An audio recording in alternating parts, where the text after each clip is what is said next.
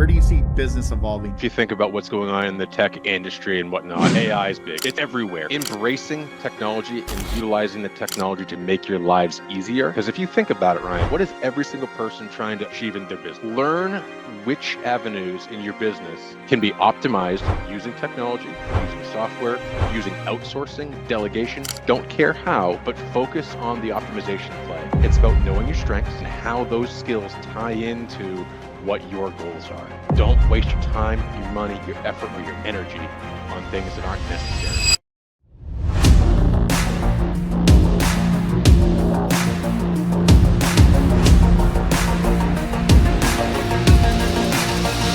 Hey everyone, this is Ryan Van Ornum with Scaling Up Success Again podcast here today. So today I'm here with Adam Geheb. And Adam, how you doing today, bud? I'm doing fantastic, Ryan. How about yourself? It's been a good day. It's been a good Good. day, and any day that you can wake up and you have positive possibilities happening, you just Yep. got to keep a smile on your face and move forward, right? You know, a smile goes so much further than a frown, so 100% with you. Absolutely. So, well, let's just jump into it, huh? Yeah, I'm in. So I know, man, you've been successful all your whole career. So Yeah. tell the audience a little bit about, who you are and what you're about and how you built yourself to where you're at. Awesome. Awesome. So, Ryan, let's start with thank you very much for having me on Scaling Up. Happy to be here.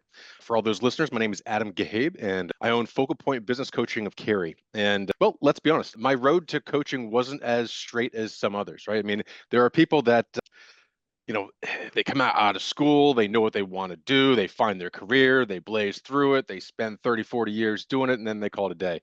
Well, I don't think that's most people, and certainly not me. So I spent my first, let's call it, I don't know, 22, let's just call it 20 plus because no one needs to know how old I am, years in high tech and software. So, running high performing, highly efficient software development teams, right?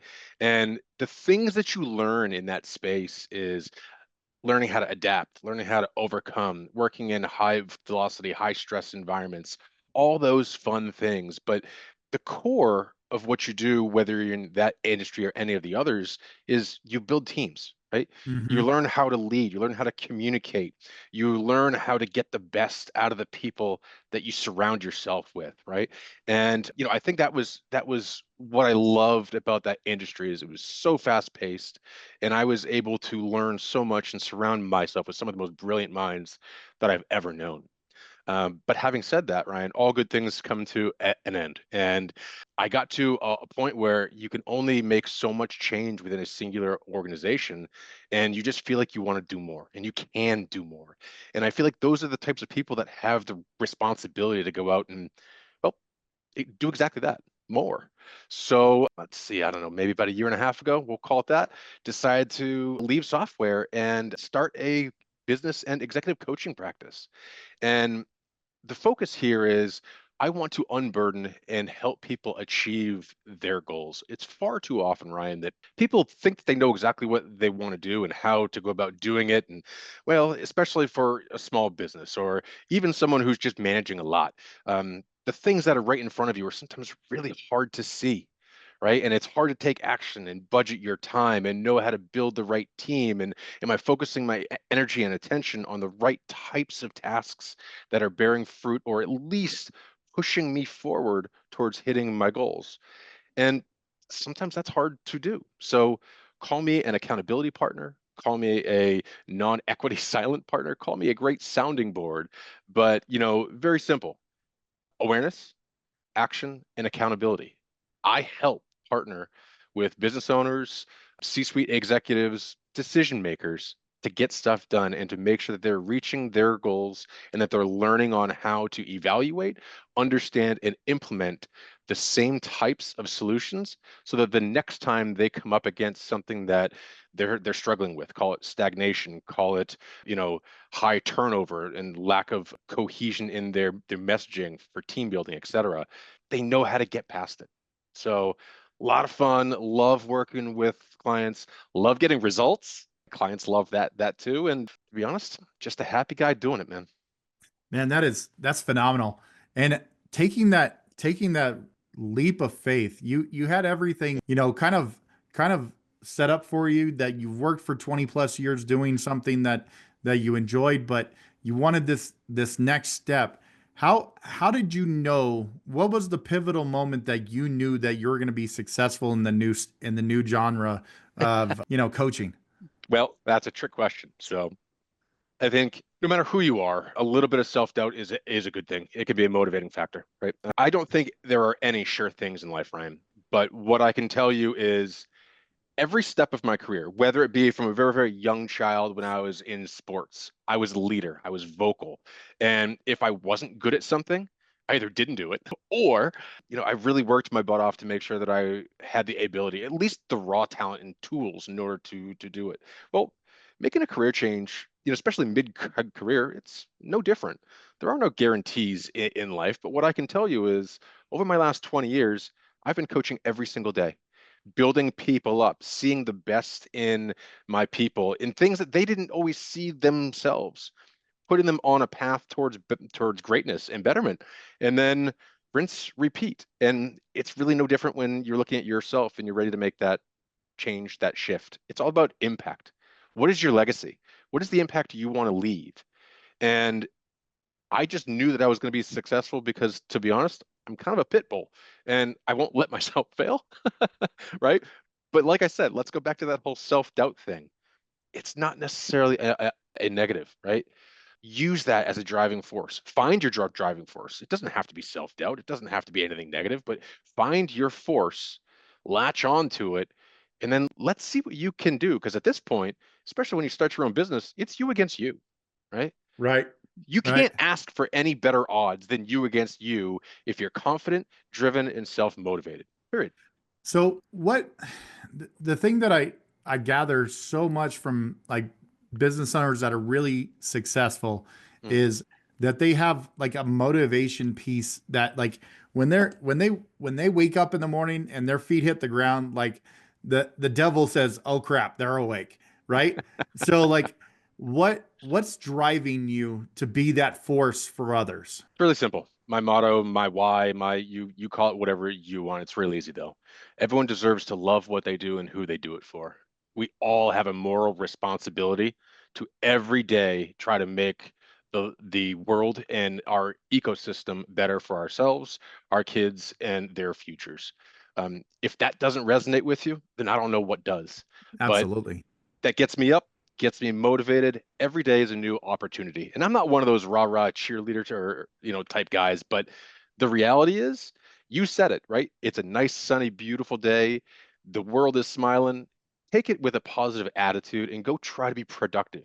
It doesn't mean you have to solve the world's problems or at least hit all of your goals today, Ryan, but make a positive progression, right? A little bit each day can go a real long way. And that's just what I try to do every single day. It's what I preach to my clients: continuous success, continual growth.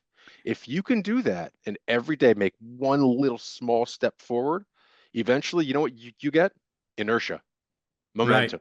It Right. gets easier, right?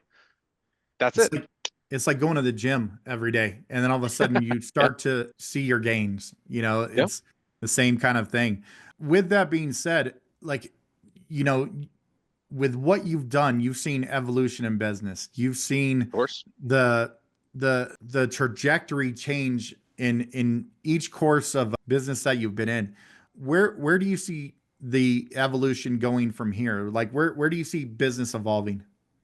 So right now, especially if you think about what's going on in the tech industry and whatnot, AI is big, right? It's everywhere. It's in your refrigerators. Heck, I was watching something that this morning. It's in restaurants. Well, they will, create orders for you and kind of create a palette based on your wants and needs and all these things.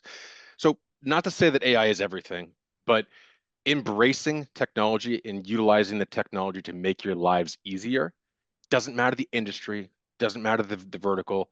To me, that is where everything goes. Because if you think about it, Ryan, what is every single person trying to achieve in their business?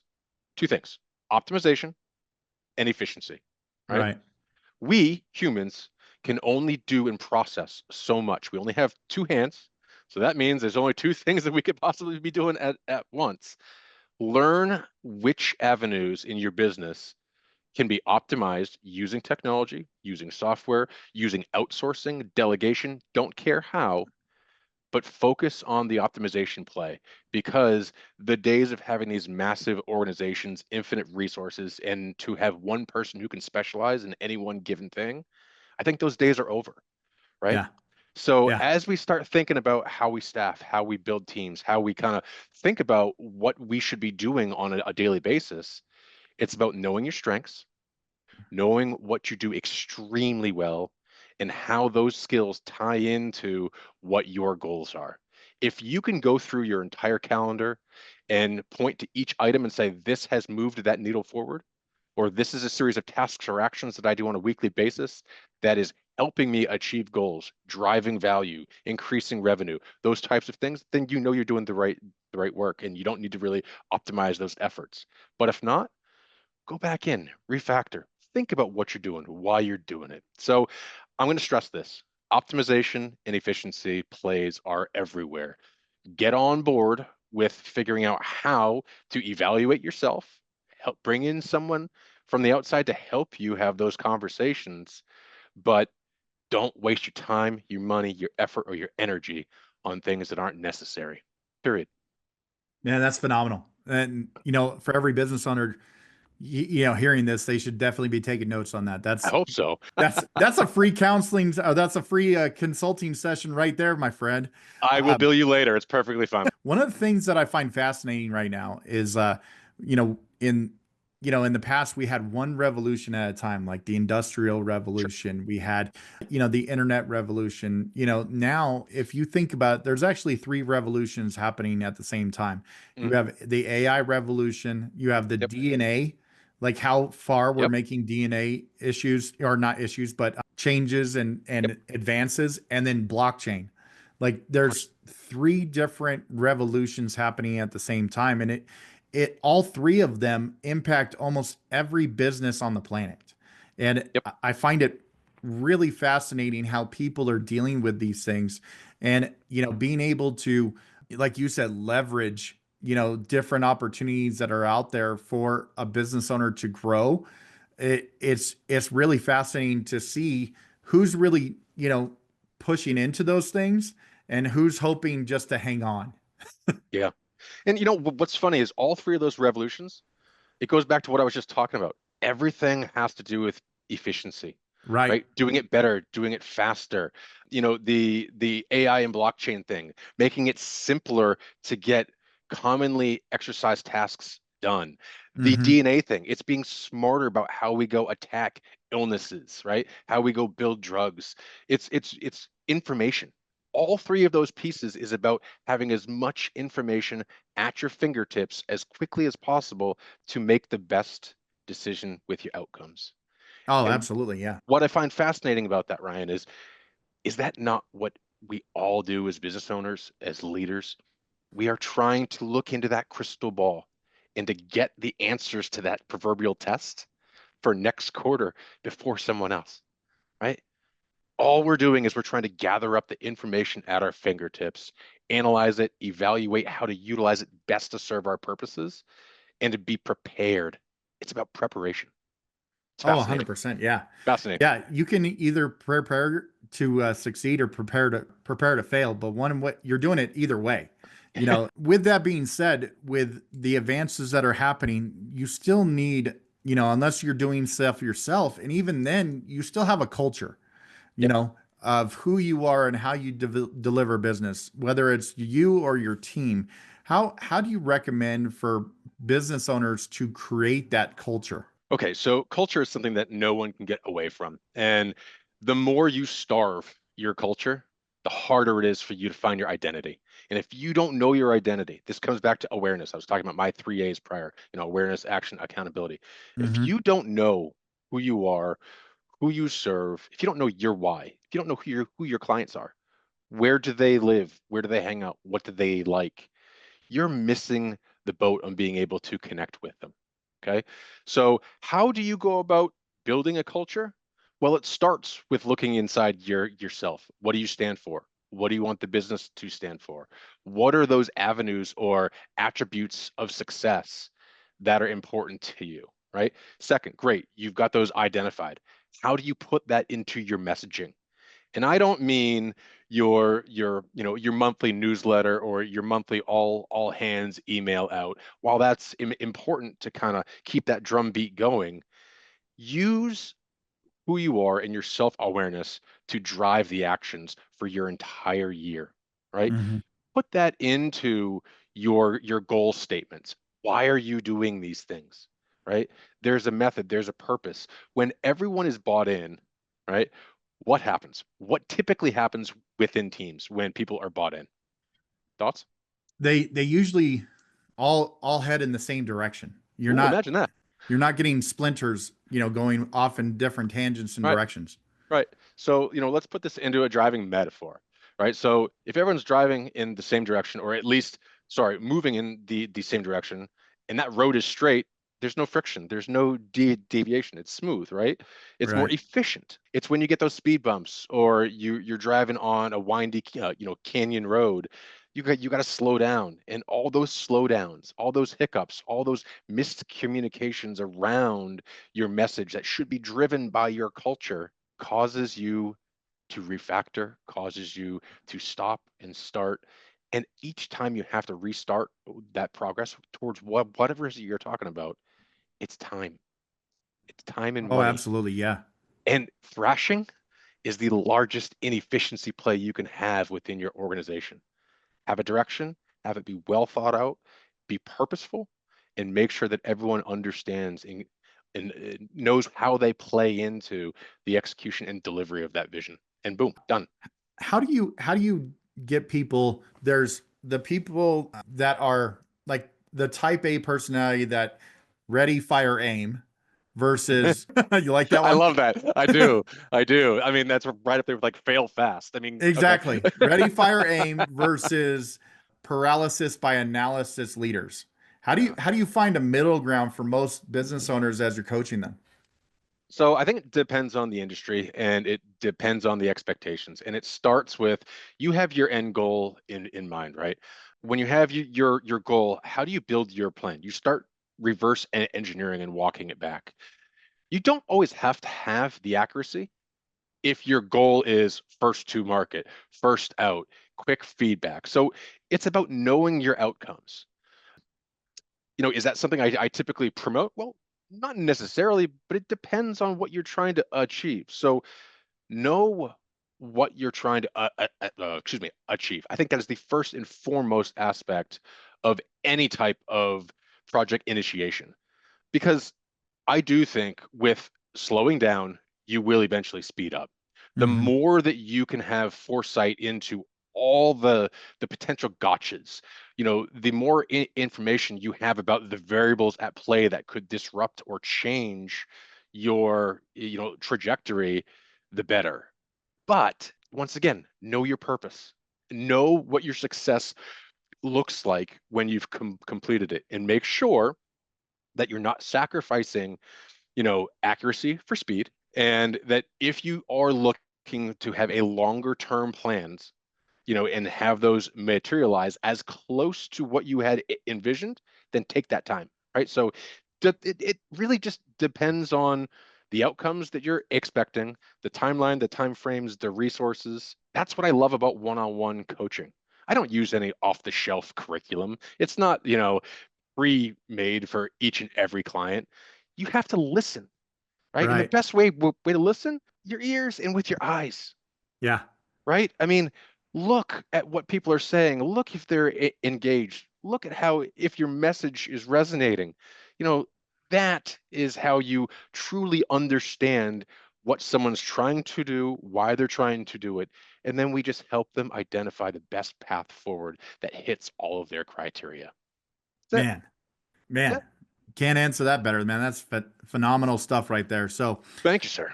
if you could give one piece of advice to someone starting their entrepreneurial journey today, what would it be? Get clarity. Know yourself, know your vision, know your clients. Everyone wants to jump into the business plan and move past what I call step one, which is the awareness step. I was actually just chatting with someone this morning, and they've been in business 10, 12 years, and they did an exercise at the beginning of this year to go back in and refocus on the awareness piece and get clarity on who they were actually targeting. And it changed their initial thoughts about what they wanted to execute on early in this year. So I would say take that time, understand yourself, get the awareness of who you are, who you serve, what you stand for, what your messaging looks like, who your clients are, where they live, and then how you're going to resonate with those individuals, right? Man, man, that's some stuff right there, man. Everybody listening on this podcast, just you should just sop it up with a biscuit. Total, just it's good gravy right Oh, there, I thank man. you, man. Appreciate it. Awesome. Well, man, it seems like the time just flew by, but really appreciate you having on here. How can people get a hold of you if they're interested in your coaching services?